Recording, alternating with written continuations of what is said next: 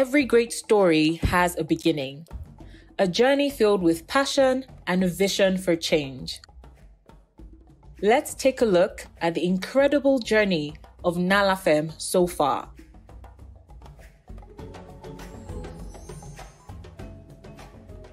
It all started in October 2020 with the organization of 5 regional barazas consultations. These consultations paved the way for the co-creation of the Africa Young Women Beijing Plus 25 Manifesto. In November 2020, during the high-level Intergenerational Dialogue, the manifesto was officially presented to the UN Women and the African Union. Africa Young Women Beijing Plus 25 Manifesto. And with this submission, I submit the voices, the aspiration, and the hopes and the demands of young women on our beloved continent. And we share now the responsibility and accountability across generations to make sure these demands of Generation Equality Forum are taken into account and acted on. Over the following months, Nalafem tirelessly worked to gather support. They collected over 10,000 signatures from over 105 countries, both online and offline. Nala Feminist Collective is a Pan-African group of women politicians and activists with a mission to bridge the gap between policy and implementation, intergovernmental and grassroots spaces, as well as generational gap. Their efforts bore fruit when 8 out of the 10 demands of the Beijing Plus 25 Manifesto were adopted into the UN Action Coalition's Women, Peace and Security and Humanitarian Action Compact from April to June 2021. شغل حرية كرامة وطنية. Jobs, freedom, dignity. It has always been a revolution for economic justice led by women and young people. On July 1st, 2021, Nalafem was officially launched at the Generation Equality Forum in Paris, France. Since then, Nalafem has been leading the way, organizing 6 intergenerational dialogues for accountability in August 2021 and embarking on advocacy missions to several countries. In July 2022, the inaugural Nalafem Summit and Awards took place in Abuja, Nigeria, under the theme, I Am Nala. This landmark event brought together advocates, policymakers, and activists united in the fight against gender-based violence and for gender justice. During the summit, Nalafem also launched their book titled I Am Nala, which shares empowering stories and advocates for the Sustainable Development Goals, the demands of the Beijing Plus 25 Manifesto, and African Union Agenda 2063. With the launch of the Nalafem 5-year strategy spanning from 2023 to 2027, Nalafem is committed to advocating for accountability, investing in the socio-economic power of African women and girls, and elevating young African women into politics. To make a difference, Nalafem has devised flagship projects such as the Nalafem Academy, Nalafem Index, Multi-Generational Dialogues for Accountability, Nalafem Fund, and the annual Nalafem Summit. Through these initiatives, Nalafem aims to impact the lives of 1 million women and girls by 2027, nurturing an ecosystem for feminist transformation and amplifying the voices of African women and girls through various mediums, including activism and digital creatives. Also, in November 2022, Nalafem made its mark at COP27 in Egypt. They organized roundtables, supported African climate activists, and led a delegation of 8 young women to the conference. These dedicated activists raised their voices for climate action, advocating for a sustainable future. Alongside these impactful initiatives, Nalafem launched an inspiring podcast series. The I Am Nala podcast amplifies the voices and stories of African women and girls, shedding light on their challenges, triumphs, and aspirations. Nalafem's journey has been marked by collaborations and partnerships with organizations and individuals committed to women's rights and gender equality. We extend our utmost gratitude to our partners for their support. But the journey is far from over. Nalafem invites you to join the cause, to be part of this great vision and mission to liberate the African women and girl.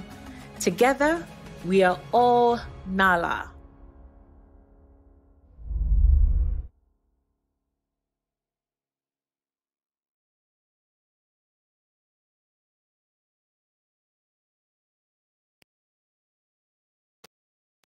Welcome to the Nalafem Accountability Series for our 4th episode, Innovating in Accountability.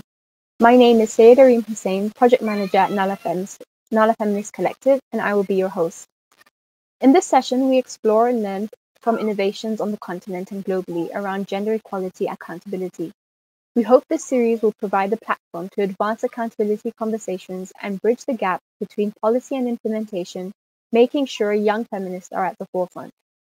As Nalafem, we are guided by the Africa Young Women Beijing Plus 25 Manifesto. Our advocacy now is focused on supporting member states in the implementation of this manifesto. Take a look.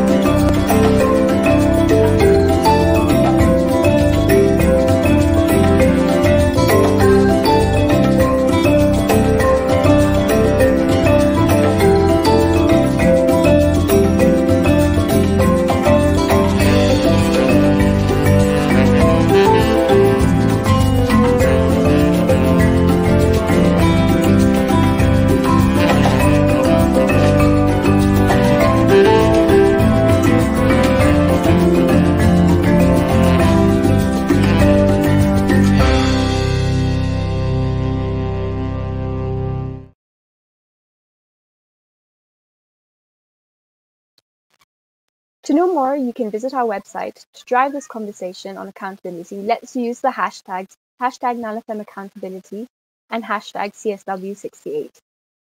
For those watching on StreamYard, please feel free to share comments and questions in the chat box as we go into the conversation. To lead this discussion today, I welcome our panelists here with us. Zulekha Patel, who is Nalafem Council member, Emilia Jaber, who is from Global Fund for Women, Sumita Kamina, who is Policy Specialist, Ending Violence Against Women, from UN Women East and Southern Africa Regional Office. Welcome, everybody, and thank you for being here on a, 1st of December, Friday afternoon. I'd like to turn, I think, the first question to you, Zulekha. And if you could just explain to us or speak to what is the place of protest in holding governments and institutions accountable, and particularly if you could share with us your experience in using your voice and ensuring that narratives speak truth, and how these narratives and ensuring that they speak truth are in themselves an act of protest, and how through them we're able to engage governments and hold them to account. Thank you so much for having me today. Basically, to get into it, with protest action, I think that one of the first parts of it is it holds government and leaders accountable, because it's people expressing themselves on the ground and expressing their demands in terms of the demands they have and the type of change they'd like to see from government, and holding government leaders accountable to what they say and what they hope to the changes they hope to create. So one of the first things it does is it gives grassroots activists as well as people on the ground a chance to have a say in terms of the kind of change they'd like to see effected. But I think one of the most important things for me to highlight when it comes to protest action is that as much as it's to hold government accountable, there is a responsibility from those that are on the ground demanding change.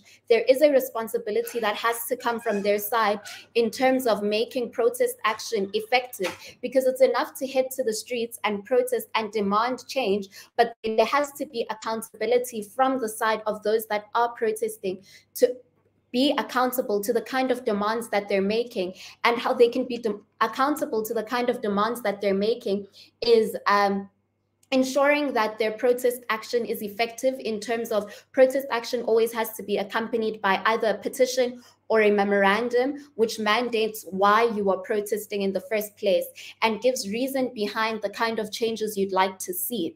And then secondly, holding yourselves accountable to ensuring that that petition or memorandum is delivered to those responsible for creating those changes that you're demanding, and ensuring that beyond the protest action, you hold yourselves accountable to ensuring that your voice becomes central to the cause that you're advocating for, and you centralize your voice and narrative in terms of the demands that you're making, ensuring that you're not just only in the streets protesting, but you're making use of things such as tools such as social media, making use of being present in the media as well, and speaking up through digital platforms to ensure that you're heard beyond the actual protest action, and that your voice becomes central in the narrative when it comes to what you're demanding. So it's two-sided, I believe. As much as it's to hold government and government officials and leaders accountable to the kind of change they state they're going to effect in society, but there's also an obligation from the side of those that are on the ground demanding change. There's also an obligation from their side to ensure that they make their protest action effective by coming with a memorandum or a petition.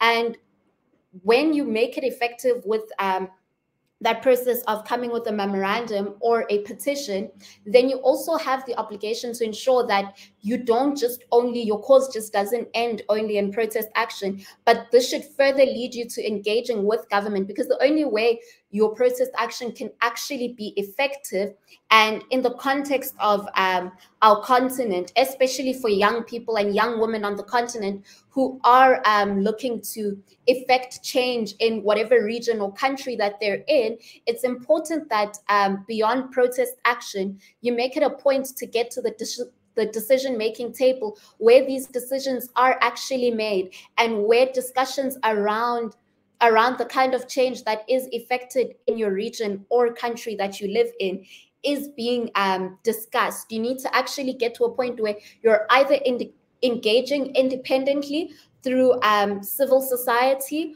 or you're engaging at the actual tables on an advisory level. So you have to make sure that the third step of ensuring that the action is effective is ensuring that it leads you to engaging with government, or engaging with the necessary leaders that are responsible for effecting the kind of change that you're looking for.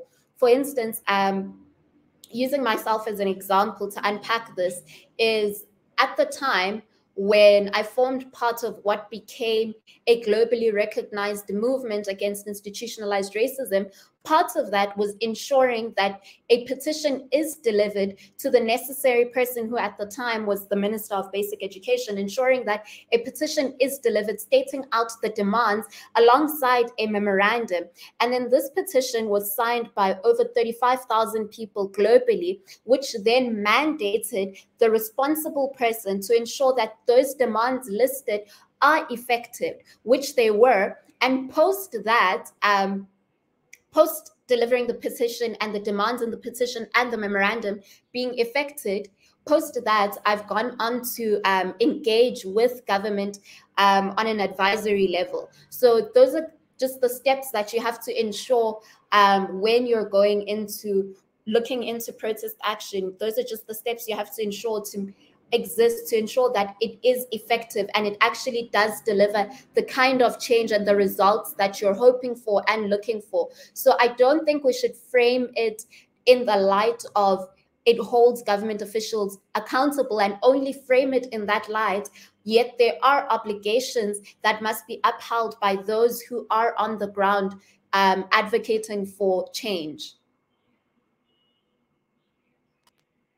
Thank you so much, Zuleika. And I really like that, especially given, what's happening in the world right now, and all the protests happening to try and call for a ceasefire for Palestine, it's important for us to really look and critically look at the role of protest in accountability, and the role of protest beyond just showing up on the streets, but how I think you really articulated it well, the way it involves essentially organizing. It is really a very organized method.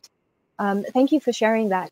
I'd like to turn to Emilia. So, Emilia, you're part of the Global Fund for Women, who has initiated this feminist accountability framework, which we're seeing, a lot of interesting data coming out of it, and an interesting methodology in terms of data collection and how to hold how accountability looks in terms of in terms of data. I'd like you, if you could just, first just share how this came about and why this was necessary. Yeah, absolutely. Thank you so much. So,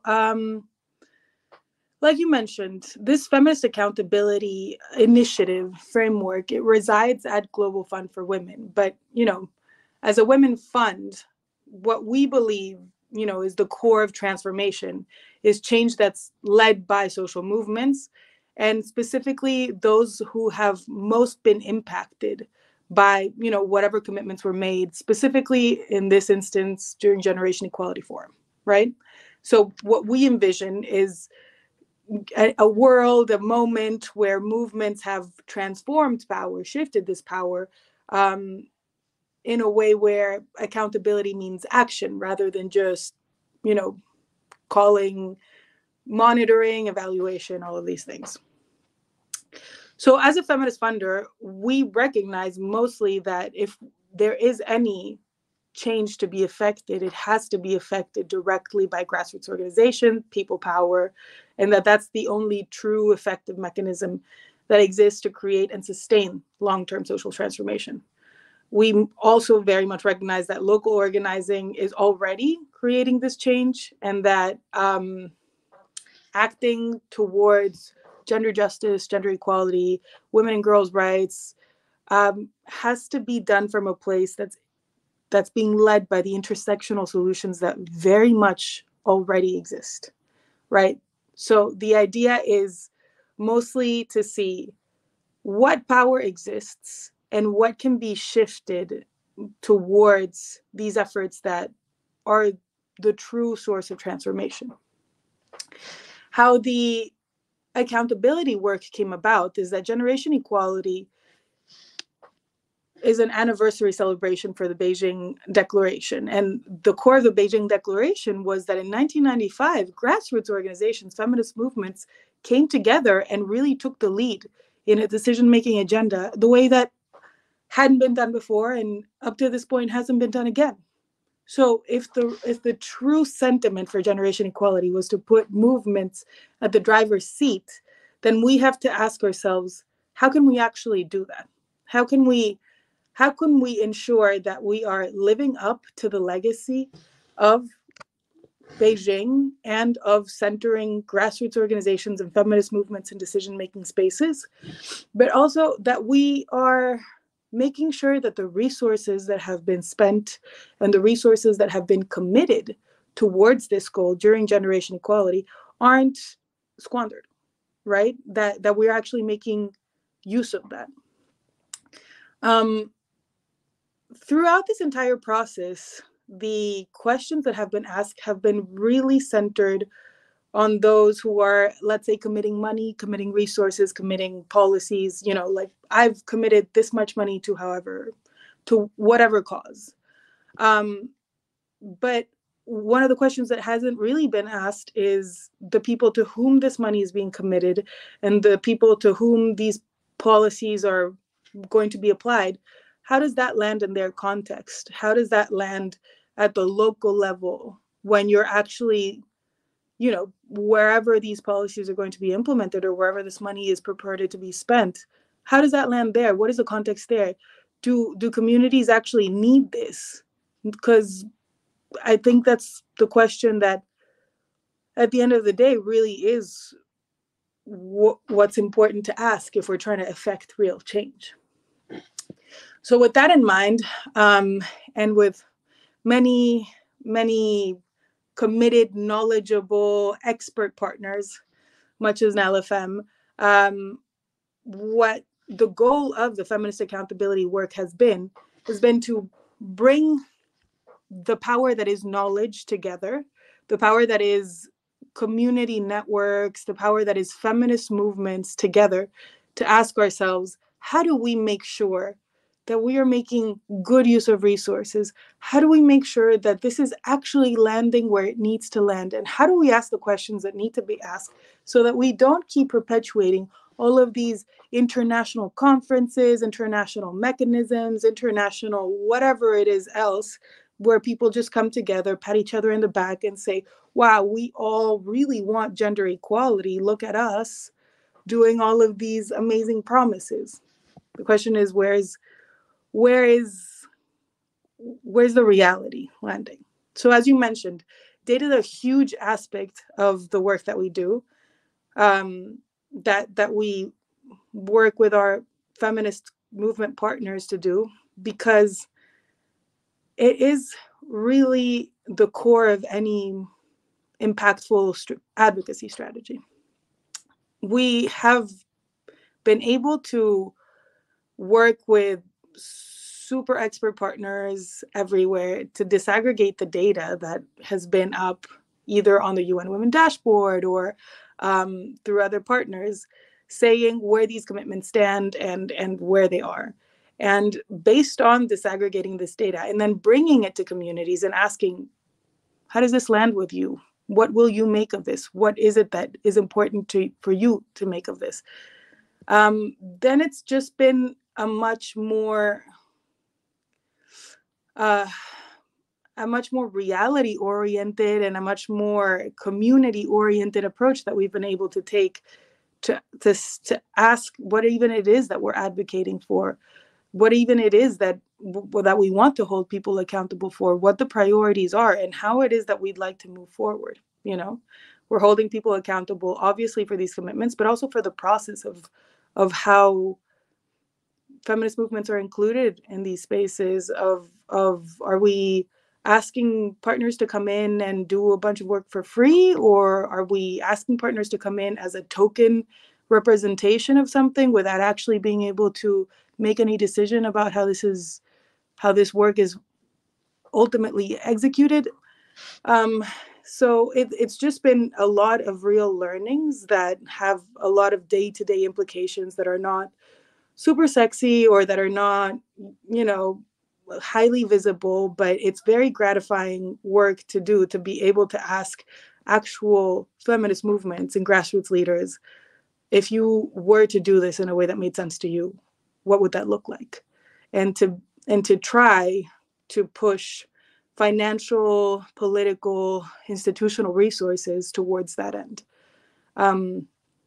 So yeah, true to our feminist philanthropy values, we really believe that any real accountability work has to be led by feminist grassroots movements. Thank you.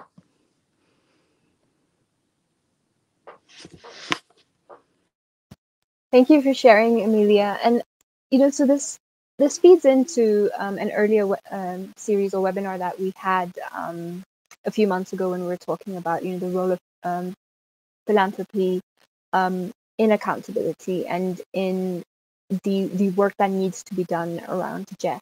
And some of the discussions were, just like how do we need to even just decolonize the way the funding structures and things like that. And I think the methodology or the working relationship that Global Fund has created around this feminist accountability framework is, also something that has been innovated and that needs to be, replicated and recorded for future, just any sort of like engagements moving forward. So thank you for that. Thank you for sharing. I'd like to turn to Sunita now. Hi, Sunita. So we've just come. Hi. So just Nalafem being involved with UN Women around 16 days of activism. And we were in that space, you just hearing from the different UN agencies on the different different initiatives and work that they have been doing around essentially holding themselves, governments, individuals accountable around gender-based violence. I was wondering if you could share with us, some of those innovations that UN Women is involved with for accountability.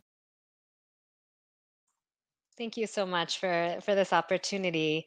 And I think I would begin by just acknowledging and considering where UN Women as a UN entity is situated, right? So knowing that, as previous speakers have shared, the importance of movements, feminist movements being led by those most affected by the issues, by women's rights organizations and their diversity and grassroots organizations. And as a UN entity, we are in a distinct space. So I think for us, it's about recognizing it is a journey, and we are really trying to see how we can best connect the dots given where we are as the platforms that we have. So I would highlight perhaps 3 areas that I would observe we are, our entry points around and have been entry points around innovations in this space. The first is around how to improve transparency. I think Amelia was speaking about the importance of data, and I think it's an area where UN Women has made a lot of investments around gender statistics and data, and recognizing that data is not always so accessible. And so how do we, with the generation equality, of course, we have the dashboard. We know that there needs a lot of analysis on that, and the Global Fund for Women has done some of that among other partners. But just having that there, the annual survey, I think, we saw from the survey looking at 2021 actions, 2022, there was an increase in those who responded to it. And so making that's continuing to kind of hold those who've made commitments, request their updates, what has actually happened, and then try to package that in ways that others can access and advocate for, advocate based on, is one element. And of course, we know that needs to be, even that data alone needs to be packaged and repackaged and shared in different ways. But I think, again, it's a starting point that is a piece. Secondly, I would say thinking about leveraging where we already sit in strategic gatherings, right? So we know that there are many, the UN system as a whole and UN Women as an entity are part of annual gatherings, whether it's related to the Sustainable Development Goals and the UN General Assembly, the Commission on the Status of Women, which we are supporting, the annual high-level political forums around SDGs.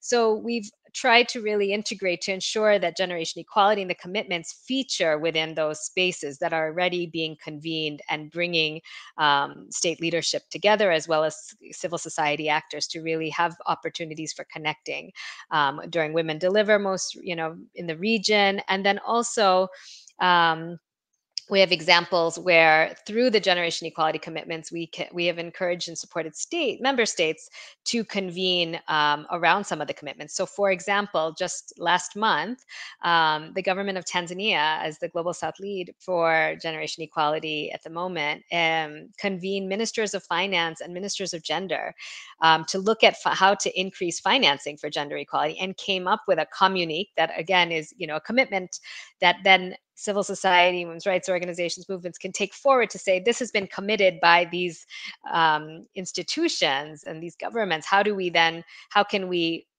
take that forward? How can we revisit this and say what's actually there, what's on paper, what's actually in practice, where the gaps are, how do we close those gaps? And then the third element I would just flag is around kind of thinking about how do we create space for making innovation more accessible. I think the approach to localization of the generation equality platform has been really open to thinking about what that looks like in different contexts, can really vary, and is open to evolving. So, for example, where we have member states that are leading, like the government of Kenya as one of the Action Coalition leaders for the Gender-Based Violence Action Coalition, there has been a national secretariat and then this community approach called Jeff Mashinane in Kiswahili, and mobilizing different communities around the 12 commitments that the government of Kenya has made. And, and then in South Africa, where we have the government of South Africa being the lead for one of the leaders of economic justice and rights, again, there's been national convenings, there's been a national mobilization of some of the different actors. And that space is there. At the regional level, we've been trying to convene the Action Coalition members around gender-based violence virtually every 6 months or so to kind of, last year we did an advocacy ideathon to kind of, again, have the commitment makers come together to think about what is the value add of being part of this platform. What value can it add to their work? Sharing information about what's happening, because we know, for example, in the space of gender-based violence, there are so many amazing initiatives underway in the East and Southern Africa region alone.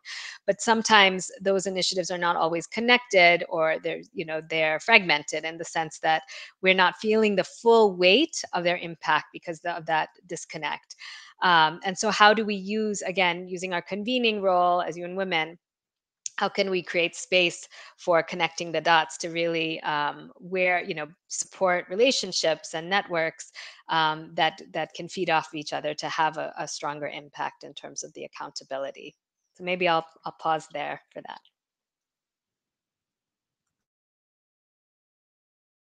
Thank you, Sunita. I think that's something that really has been coming up as we've been doing and being in different conversations around this accountability series, but also what's coming up today is the need to be purposeful around the spaces, the narratives, and the actions that we take when it comes to, so if it's Generation Equality Forum, or even just more widely around ending gender-based violence or gender equality in general. I'd like to move back to Zuleyha and just welcome everybody to the platform now. So if you could, so for those who are watching, if you don't know, Zuleyha is also an author of a children's book. So I'd like to ask, Zuleyha, why was that important? And how have you seen, so as you've from writing the children's book to having people now engage with it, how are you seeing sort of a change in mindset around, when engaging with younger people? One of the important things for me when it came to writing my children's book, it was firstly very important to create representation, positive representation, because one of the things I've noticed mostly when it comes to books that are about the African narrative or dive into African identity, as much as that is representation, it's not really depicted in the most positive light. And so one of the most important things for me was to write a book that represents that in a positive light. But more importantly, one of the central aspects of my book was bringing in themes such as feminism, the importance of African history, identity, the importance of being aware of your identity and being able to express that freely. Those are the important themes that I wanted to bring in, especially the theme on feminism and young African girls understanding that they can achieve anything that they wish to achieve. That was an important theme that I wanted to carry out into the story. And how I achieved that was through simple things like the illustrations, the characters, the storyline that each of the characters carry. My book is made up of only female characters, and in those female characters, each of them carry a different storyline, which come together at the end of the story to really empower the reader. And the changes that I've seen is that people don't think it's quite important to engage with children, especially because, I mean, we are very, very loose in throwing the term youth around and youth civic engagement and making sure young people are brought to the table, but we're not really intentional on including the youngest of young people. And that if you continue to exclude them from continue to exclude them from any discussions that relate to creating a just, equitable, and equal future, then you're creating the same problem that you're going to have years later of young people not really engaging in any civic engagements because they've never really been involved. And so it's important to involve children and socialize them in a way where they feel included and they understand certain themes, and that enables them to want to form part of any civic engagements. So the changes that I've seen, especially when I engage with children who are in primary school, who are between the ages of 6 up until 13, is that there's a shift in their involvement, in the kind of questions that they ask and the kind of concerns that they have, and their level of engaging with the content of the book, which goes beyond just the content and beyond just the story, which is about the various characters and what those characters get up to. Their engagement becomes beyond just the storyline, and they actually begin to dig into unpacking the themes that are underlying themes in the book. Thank you for that. So on that, same sort of trajectory in terms of the shift that you're seeing, I'd like to ask Amelia, so, from this innovation, the feminist accountability framework, in terms of the method in which it is designed, the working relationship that has been created with different partners, what shift are you seeing amongst other philanthropy organizations?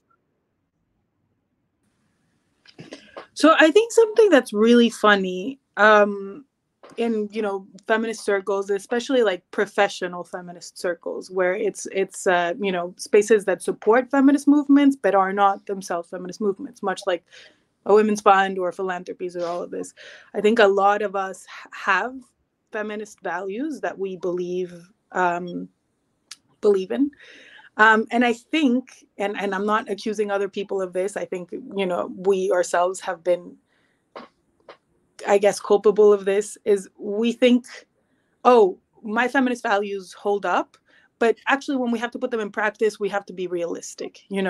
Let's not get carried away, and let's not, this isn't child's play. We actually have deliverables and we actually have to get results. So we can't actually, all be best friends and do things in the most feminist way. But that is super incoherent, actually, because does that mean then that you don't really, really believe that feminist values and feminist practices are the way for transformative change? I think a lot of us make this mistake of thinking that, one thing is our value system and another thing is when we actually have to get work done. How do we, make sure that it actually gets done? And I think that it takes a lot more time and a lot more energy and a lot more money sometimes to begin with, to actually do things in a way where you are being co-creative, where you are trying, it's never perfect, but where you are trying to have representation in a way that's meaningful, try to have agenda setting, decision making in a way that's meaningful, in a way that feminist movements can dictate it. I think you actually get a lot more work done. And I actually think you deliver much better if you do it. It's a more tedious process, for sure. And I think that that's something that we've been testing out with the feminist accountability work, and that we're seeing really great results. And the great thing is that a lot of our partners are seeing a lot of these great results too. And so now we're engaged in so many conversations where we're being asked, just curious questions about the model and about how some working dynamics go. And there is kind of like, it's a conversation that obviously already existed and had already started, but I think that this is a positive contribution in the conversation towards, actually deliverables, getting things done, meeting whatever report needs, deliverable needs. It can be done in a way where you are being true to your feminist values. And not only can it be done, it is actually more efficient, and you actually have much more impactful work to end with. And so we are seeing these conversations happening at the institutional level, in the, I guess, professional feminist spaces. And it's super exciting because it's another part of accountability, So and all of it is due to actually being able to put feminist movements in the driver's seat. Because at the end of the day, feminist movements and feminist activists and grassroots leaders are the only people who know exactly what needs to get done. So it's a really exciting thing to see, and we're really excited to try to continue to push the envelope and continue to do this work. Thank you. Thank you, Amelia. So I'd like to turn to Sunita again. Just first recognizing that in itself, Jeff was an innovation, and also recognizing that the existence of Jeff has also led to other sort of innovations like the Feminist Accountability Framework, and so on, in terms of how do we hold governments, ourselves, institutions to account. As UN Women, and you spoke previously about the positioning of where UN Women is in this sort of ecosystem. What shifts are you seeing? I think maybe UN Women better placed to see the shifts in government. So from the launch of Jeff to now where we've just celebrated the midpoint, what shifts are you seeing? Thank you for that. I think it is an exciting time. And I would just say, as much as Jeff was an innovation, it builds on much of the work that was already in place, right? Of this idea of multi-stakeholder collaboration coalitions, that those feminist coalitions that existed, historically, and led to movements around Beijing, around the 16 days of activism, how those were created. I think that was those were foundations in which Jeff was conceptualized. And again, I think it is an evolving process, right, of saying how do we continue to learn, and from, in the context of Africa, for example, coalitions like SOAR around the Maputo Protocol, or GMAC and its engagement with young people and the African Union. How do we continue to kind of connect to learn from what's worked, what has not worked? How do we see, create space for that ownership? So I think, in Kenya, for example, with the accountability reports that have been made public at a national level. And while I recognize there is still a lot room for growth in terms of who engages with these, how that lands, I think just having that there, where I don't know if we have that accountability for a report for Maputo, for example, even though that is a regional commitment, right? So I think seeing how, okay, we have some examples where countries can start to speak about this work in ways that they are proud of, and that also has that ownership, is an important shift, right? Seeing government of Tanzania, as I've just mentioned, what they convened, right? That hadn't been done before in this region, right? I think we're also seeing some exciting collaborations. Like I'll just highlight that yesterday, UN Women and the Sexual Violence Research Initiative launched the Africa Shared Research Agenda for ending gender-based violence. And this was a collaboration that was in the context of the generation equality commitments under the GBV Action Coalition. But it was also very much about shifting power in the research processes and decolonializing how research priorities are identified. And this was, again, a collaboration between SVRI and UN Women, but that involved over 400 experts, and really in working in different spaces across the continent around issues of ending violence against women and gender-based violence. So I think, again, it's for us, it's about learning how do we use our role as UN Women, as we convene, to contribute to solidarity across organizations and actors working in different ways on these issues. How can we be systematic in terms of, connecting the dots between what's happening around Jeff with what's happening in the 16 days, with what's happening in CSW spaces. So really being intentional about where can we, continue to reinforce the advocacy messages so that they're not just, they're just not dropped from one to another, but really be more coherent about it. The targeting, the indicators, continuing to kind of follow through on that, and strengthen the coherence as the UN family and how that's done. So I think that, again, it's going to take time. We're not there yet, but it is a process. And I think also, and I really like, Amelia, what you were saying around how do we bring our feminist values into practice in systems that are not feminist, that are patriarchal, right? So these are institutions that we work in. So how do we actually work within those confines, but also to shift and create some space for doing things differently. So I think for me, that's something that's really important, is how do we ensure these spaces create safety for mistakes, because there are going to be lots of mistakes along the way, and kindness for each other, which I think is also a really important feminist value, so that we can actually pursue those collaborative approaches in a more, sustainable and yeah, successful way. Thank you, Sunisa. So something that we've been doing as sort of a tradition for the last couple of months in this series is asking our guests, as well as people watching, what innovations they can share, or like concrete examples or case studies that you can share from your country, your region, or your organization, whether to do, directly to do with gender or other sectors, that we can learn from when we're applying this to specifically gender. So I'll pass that question to Zulekha, and then we'll go Zulekha, Amelia, and Sunita. Thank you for that, Dream. One of the examples I'd like to share is actually quite a recent example that's from September 2019, and I think it's important for me to share this example because it also goes back to what I was speaking about in terms of accountability and actually holding government accountable to ensure that they deliver on whatever is listed in memorandums or petitions, and also that those handing those memorandums and petitions hold themselves accountable to the obligations they have as grassroots movements. So the example I'd like to share is the hashtag #AmINext movement, which started in the period of towards the end of August of 2019, going into early September, which was a movement that came up and started as a digital protest, and then eventually became a physical march to Parliament in Cape Town to hand a memorandum to the president.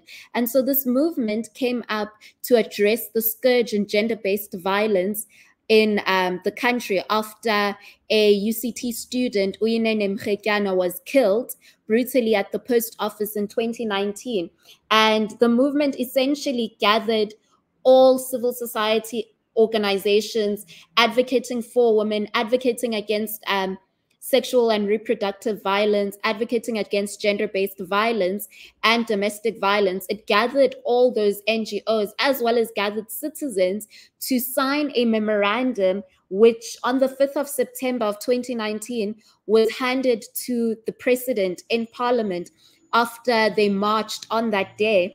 And some of these demands on this memorandum were, please allow me to list them out, were, I'm just going to share with you 6 of these demands. Firstly, there was a demand for a reallocation of bettered resources for women and children. Secondly, a fully funded multi-sector national strategic plan to combat GBV. Thirdly, to improve service delivery that would protect women and children in the country. Fourth, harsher penalties for perpetrators of violent acts such as rape and murder. Perpetrators shouldn't be allowed bail, and harsher sentences such as life imprisonment. Fifth, to strengthen the criminal justice system, going back to no bail for perpetrators. And lastly, ensuring that police stations become safer spaces for victims and counseling is available in those police stations, along with rape kits. Out of these demands, only one has been delivered, which was the demand on a fully funded multi-sector national strategic plan to combat GBV. So this was launched as a document by the president in 2019 at the end as well, right?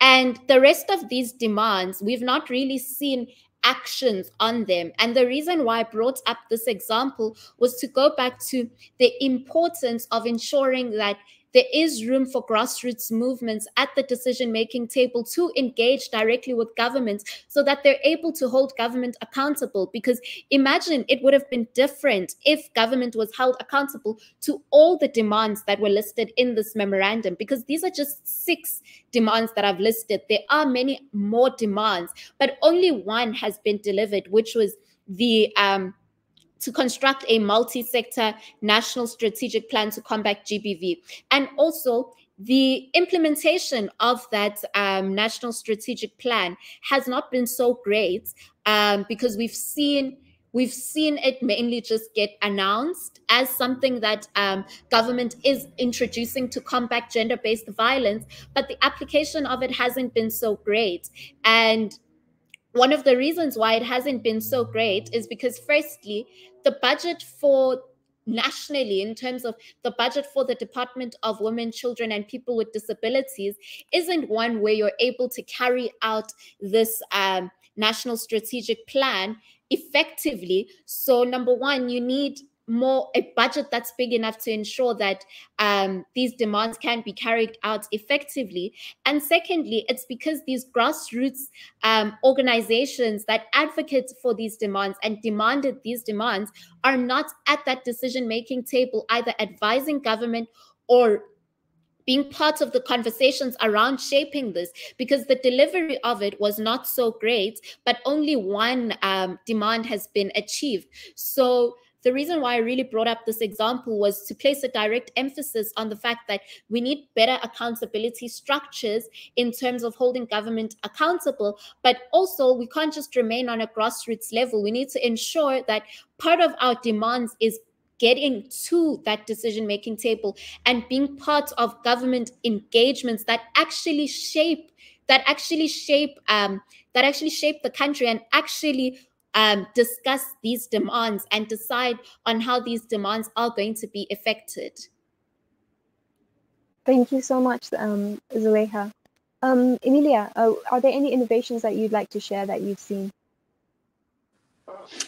I will. I'm going to take this moment to plug the Gender Justice Data Hub that exists at Global Fund for Women. And so I'm saying this just because I'm so impressed with the work.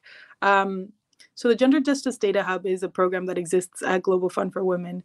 And essentially the question that we asked ourselves was, how are we deciding who we are funding and what our priorities are, right? And so the priority for Global Fund for Women has always been, well, not always, but it is now definitely, to fund feminist movements. And it's a movement-led approach, essentially. And in the past, how funding was being allocated was that we would just have contacts with some organizations and then fund these organizations sort of at random. And now we're asking ourselves, if we want to affect actual change and if we want to actually support movements, how do we do it? And so some of the super amazing, super smart women at Global Fund for Women have been developing data tools to map out how movements are growing in different spaces. And the use for these tools is to make sure that we are being able to allocate funding in a way that helps movements grow, that it's useful when needed, and that can be responsive to the needs on the ground. So, for example, I know that it's being piloted in Latin America, in Mexico, and it's very responsive to a lot of the abortion rights movements that exist there. And it's a lot about obviously connecting with different actors in the movements and connecting with the ecosystem of the movement that exists in order to be able to respond to urgent needs that happen so that movements can continue to exist, but also fund so that movements can expand and grow and be able to have the flexibility of decision making in looking towards the future. And I think that's really exciting. And I think that that's a huge part of accountability, because it's not just saying all of the things that are missing, but it's like, if one of the things that has been missing is this core support for movements, how are we addressing that? And what is it that we as funders can do to change that? And yeah, that's a really exciting innovation that's happening at Global Fund for Women that I personally am super impressed by. And I can say it because I'm not a part of that specific team. And so, yeah, that's a really exciting innovation I have to share. Thank you for that, Emilia. And I think that's been coming up in a lot of the conversations that we've been a part of. through the series and, even externally from the series, is that the need for the core funding or the core supports to organizations and movements. So thank you for sharing that. Since I'd like to turn to you, I know you've already shared quite a bit in terms of different innovations, but is there one that you think specifically stands out that our viewers or partners need to look out for as sort of a learning on how to engage in accountability? Thank you. I think one point I'd like to maybe contribute on this is some of the learning from the Spotlight Initiative, which was a innovative program designed supported by the European Union in partnership with the UN as a system. And I think particularly I want to highlight that in terms of the design, the point that I think is interesting that other initiatives could take on, like from the UN system, for example, other programs, is they had a percentage, like a quota that had to go to civil society organizations. There was a dedicated pillar in the design for strengthening women's rights organizations and movements. And that was kind of non-negotiable, right? And I think that was really important to say from the design, X% of this resourcing must go to civil society, must be dedicated around strengthening movements, and kind of having that as a foundation. Additionally, and again, now, I think we can see the growth and amplification of the call for long-term, flexible core funding for women's rights organizations and civil society movements that we didn't have, like, maybe 5-10 years ago, right? That was there, but the amplification of it. Now, this is the theme for the 16 days, right? Of that's being repeated by more actors than perhaps were calling for that in the past. But also in terms of how the Spotlight Initiative was designed in terms of governance structure, there was a requirement to have a dedicated civil society reference group, both at the national and regional levels, but also having civil society representation in the governing steering committee at the national level of the program, so I think that's an interesting, kind of element that could be considered as, again, a foundational requirement as new initiatives are designed, whether they're related to gender equality or development more broadly. I think it's kind of important to say there must be this representation and there must be this allocation that reaches grassroots and feminist organizations and movements. So just pause there. Thank you, Sunita. So we're nothing if not consistent on this webinar series. If I could invite, as speakers, for you to complete this sentence. I am Nala because. So we will go again with Zuleika. I am Nala because. Thank you. I am Nala because I believe that young girls and women cannot have their futures determined for them without them. And I believe in a socially, politically, and economic just and equitable future for young girls and women across the African continent. Thank you. Emilia, I am Nala because. I am Nala because I believe that feminist movements are the key to lasting, real, effective change. Thank you, Emilia. Sunita, I am Nala because. I am Nala because I believe when we use our collective power, we can bring about transformative change into a gender equitable and peaceful world for all. Thank you so much to our panelists for sharing such valuable insights with us today. Thank you to all of you for joining us on StreamYard or watching us live on our different social media platforms. We hope that our discussions today has contributed to promoting the importance of accountability and has maybe sparked some interest in either looking out for different innovations or innovating yourself. Please join us in our next webinar on January 12th. Our topic will be solidarity and accountability. As always, feel free to reach out to us on the email facilitator@nalafem.org to suggest speakers you would like us to invite on the next webinars or simply to share your feedback. Follow us on social media and continue to use the hashtags #NalafemAccountability and #CSW68. Have a peaceful end of the year, and we can't wait to see you in the next month. Bye-bye.